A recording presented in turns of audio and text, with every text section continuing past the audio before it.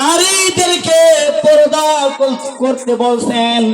পর্দা করা হুকুম, পর্দা করা আল্লাহর আইন ফরজ। ডিমলা উপজেলা বাসীর মা বোনেরা শুনো, আজকে ডিমলা উপজেলা পরিষদে কোরআনের আইন পাশ করা হয়েছে। পর্দার আইন ফরজ। কোন নারী আর বেপরদা ভাবে চলতে পারবে না। আল্লাহ কোরআনের আইন, কোরআনের হুকুম অনুযায়ী পর্দা করা ফরজ করে দিলাম। আল্লাহর কসম করে ভাই, আমি আমদাদের শাইর আলম সারা জীবন ওয়াজ করি, যতটুকু ফায়দা আসবে এই কোরআনের আইন, আল্লাহর আইন পর্দা করা ফরজ। চেয়ারম্যান, মেম্বার, এমপিরা, মন্ত্রীরা যখন আপনার সংসদে পাশ করবে, টেকনাফ থেকে তেতুলিয়া, রূপসা থেকে পাতুলিয়া, সুন্দরবন থেকে বান্দরবান, গ্রাম থেকে শহর, আল্লাহর কসম একটা নারী বেপরদা ভাবে চলতে পারবে না। জোরে বলুন না সুবহানাল্লাহ। কিছু কি কথা বুঝতেছেন আপনারা? কিছু কি কথা বুঝতেছেন? তাহলে আমি যে বিষয়টা আপনাদেরকে বুঝাইতে চাচ্ছি যে ভাই, আপনি দাবি করেন আপনি ইমানদার, আপনার বাড়ি দামি, আপনার গাড়ি দামি, আপনার সম্পদ দামি, কিন্তু ভাই আমি আপনাকে অনুরোধ করে বলি, আপনি একজন সম্মানী মানুষ, আপনার বেউটা, আপনার স্ত্রীটা কেন বেপরদা করি আপনি করেছেন কম দামি? ঠিক কিনা বলেন? আল্লাহ রাব্বুল আলামিন বলেন, ইমানদার যারা আমি আল্লাহ তাআলার প্রতি পূর্ণাঙ্গ ঈমান আনবে, আল্লাহ রাব্বুল আলামিন বলেন, ইন্নাল্লাযীনা ক্বালু রাব্বুনাল্লাহ, আল্লাহ রাব্বুল আলামিন বলে যারা আমি নিশ্চয় আল্লাহ তাআলাকে রব বলে মেনে নিয়েছে, আমি আল্লাহ তাআলাকে রব বলে কলিজার মধ্যে জায়গা দিয়েছে। যত হামলা মামলা হোক না কেন, যত মুসিবত আসুক না কেন, আমি আল্লাহর কাছ থেকে দূরে সরে যায় নাই। সে কলিজার ভিতরে আল্লাহর জায়গা দিয়েছে। আল্লাহ বলে, ইন্নাল্লাযীনা ক্বালু রাব্বুনাল্লাহ, যারা পূর্ণাঙ্গ ঈমানদার, আল্লাহ রাব্বুল আলামিন বলে যারা পূর্ণাঙ্গ ঈমানদার তাদেরকে সুম্মাস্তাকামু, এই ঈমানের প্রতি ইস্তিকামাত থেকে মজবুত থাকে। আল্লাহ বলে তাতানাজ্জালু আলাইহিমুল মালায়েকা, যারা পূর্ণাঙ্গ ঈমানদার, আল্লাহ রাব্বুল আলামিন বলে ওই পূর্ণাঙ্গ ঈমানদারকে সাহায্য করার জন্য আমি আল্লাহ আসমান থেকে ফেরেশতা নাজিল করে দেব। বলুন না সুবহানাল্লাহ। বন্ধু, যদি আল্লাহ ঈমানদারকে আসমান থেকে ফেরেশতা নাজিল করে সহযোগিতা করার জন্য বলেন, তাহলে আল্লাহর প্রতি ঈমান আনতে আমাদের কি কোনো সমস্যা আছে? বলেন, সমস্যা আছে? কোনো সমস্যা নাই। আমাকে যেহেতু পর্দা সম্পর্কে কথা বলা হয়েছে, ভাইরা আমি পর্দা সম্পর্কে বলতে চাই। মা বোনেরা মন লাগাইয়া শুনেন, আমি আপনাদের সম্পর্কে কথা বলতে চাচ্ছি গো মা। যে আল্লাহ রাব্বুল আলামিন তার পবিত্র কালামের মধ্যে বলেন, ওয়া মান লাম ইয়াহকুম বিমা আনজালাল্লাহু ফাউলাইকা হুমুল ফাসিকুন। আল্লাহু আকবার। আল্লাহ রাব্বুল আলামিন বলেন, ওয়া মান লাম ইয়াহকুম বিমা আনজালাল্লাহু ফাউলাইকা হুমুল কাফিরুন। ওয়া মান লাম ইয়াহকুম বিমা আনজালাল্লাহু ফাউলাইকা হুমুজ যালিমুন। আল্লাহু আকবার। আল্লাহ তাআলা রাব্বুল আলামিন বলেন, যে মেম্বার, যে চেয়ারম্যান, যে উপজেলা চেয়ারম্যান, যে এমপি, মন্ত্রী, যারা নিজের মন গড়া আইন করতে চায়, যারা নিজের তৈরি করা মতবাদ দিয়ে মানুষকে চালাইতে চায়, আমি অন্ধ হাতে ওয়ার্ডের যদি মেম্বার হয়, উদাহরণ আমি যদি আমার ব্রেন মগজ দিয়ে মানুষকে শান্তি দিতে চাই, মানুষকে মুক্তি দিতে চাই, আল্লাহর কোরআন বাদ দিয়ে আমি মানুষকে শান্তি দিতে চাই, আল্লাহ ডাক দেয়, ও অন্ধ হাফেজ, তুমি হলো 1 নম্বর ফাসিক, তুমি হলো কাফের, আর তুমি হলো জালেম। যতক্ষণ পর্যন্ত তুমি আল্লাহর কোরআন দিয়ে দেশ বিদেশ চালাইতে পারবে না, ততক্ষণ পর্যন্ত তুমি মুমিন হতে পারবে না। যেটা বলুন না সুবহানাল্লাহ। বন্ধুরা, আমি যে কথাটি বলতে হচ্ছে পর্দা সম্পর্কে, আমি একটা ঘটনা তুলে ধরবো এই 5 মিনিটের ভিতর, আপনার কথা বন্ধ করেন। আল্লাহ রাব্বুল আলামিন বলেন, এ মুমিন পুরুষরা তোমরা কান লাগাইয়া শুনো। এখন আমাদের যুবক ভাইরা মানুষের ছায়া দেখিলে, সুন্দরী মেয়ে দেখিলে, যে প্রকারে হোক একটা চোখ টিপা না দিয়ে ও সুখ করে থাকতে পারে না, ঠিক কিনা বলেন?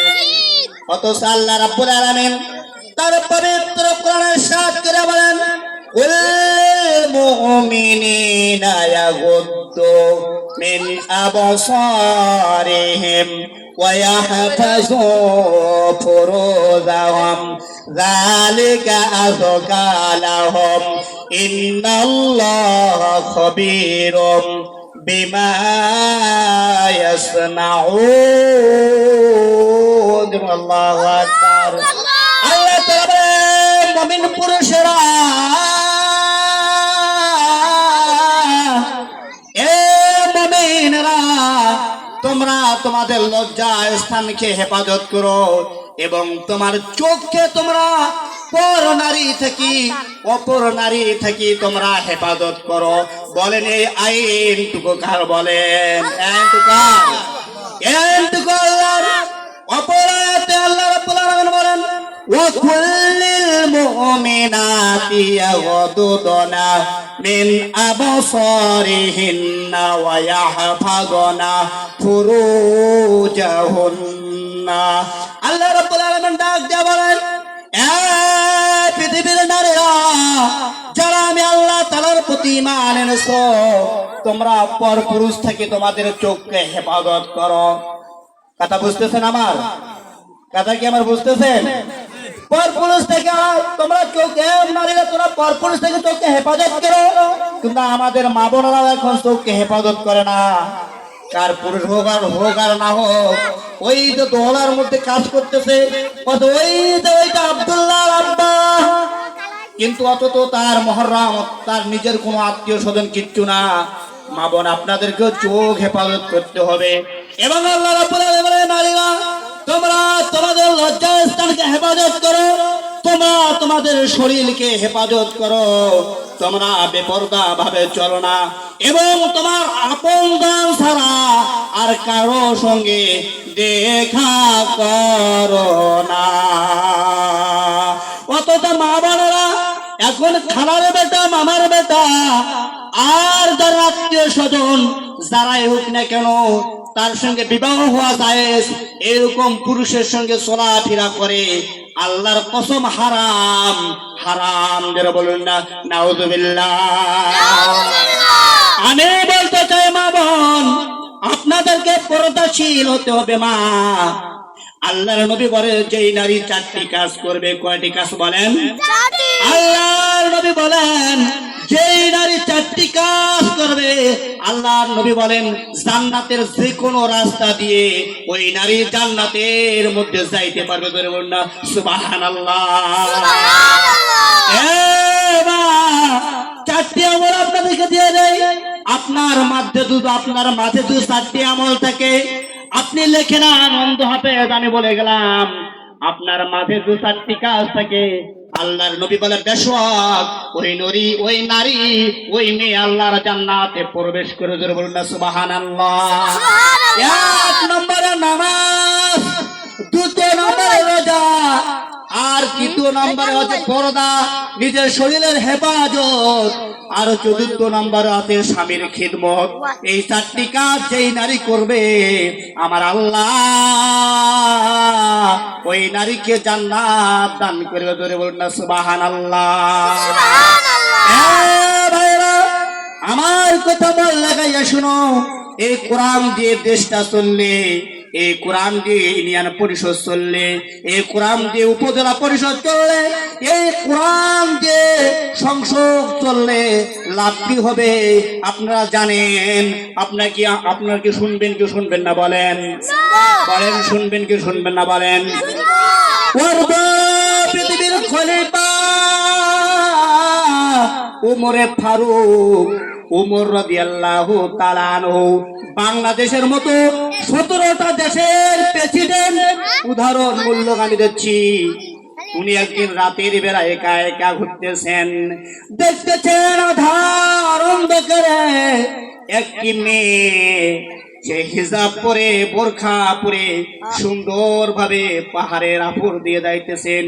উমর ফারুক দুঃখী মানুষের খবর নেওয়ার জন্য যাইতেছেন, সে মেয়ে না পুরুষ বুঝার কোনো কায়দা নাই, চলে গেলেন আস্তে আস্তে করে, দেখতে পারলেন যে কালা হিজাব পরা মেয়ের মতো দেখা যায়, ডাক দিয়ে বললেন, তুমি কে গো? ও মা, তুমি কে? বলো, তুমি এত রাতে একা একই চলো? তুমি একা একই এত রাতে চলো? তোমার অন্তরে কি আল্লাহর ভয় নাই গো মা? মেয়েটা জবাব দিয়ে ডাক দিয়ে বলে, আমিনুল মুমিনিন। যখন আল্লাহর কোরআন দিয়ে লোকটা ডাক দিয়ে বলেন, মেয়েটা ডাক দিয়ে বলেন, এ পথিক, যখন আল্লাহর কোরআন দিয়ে দেশ চলে, যখন আল্লাহর কোরআন দিয়ে দেশ শাসন হয়, তখন আর কোনো মেয়ে মানুষের চিন্তা থাকে না। জোরে বলুন না সুবহানাল্লাহ। মা, এই মেয়ের ভিতরে কি ঘটনা লুকিয়ে আছে না জানি। অন্ধ হাফেজের কথা শুনে আপনারা কত কষ্ট করে ওয়াজ শুনতে আসছেন গো মা, কাল লাগাইয়া শুনো। মেয়েটাকে উমর ফারুক বলে, মা এত রাতে তুমি কোথায় যাবে, কোনখানে যাবে, কোন উদ্দেশ্যে? ওই মেয়েটি বলল, আমি তোমাকে বলবো না, আমি তোমার কাছে বলবো না, আমি বলতে চাই অর্ধ পৃথিবীর খলিফা আমিনুল মুমিনিন হযরতে উমরকে। এবার ওই উমর ডাক দিয়ে বলেন, মেয়ে তুমি কি কথা বলতে চাও? আমাকেই বলো, আমাকেই বলো।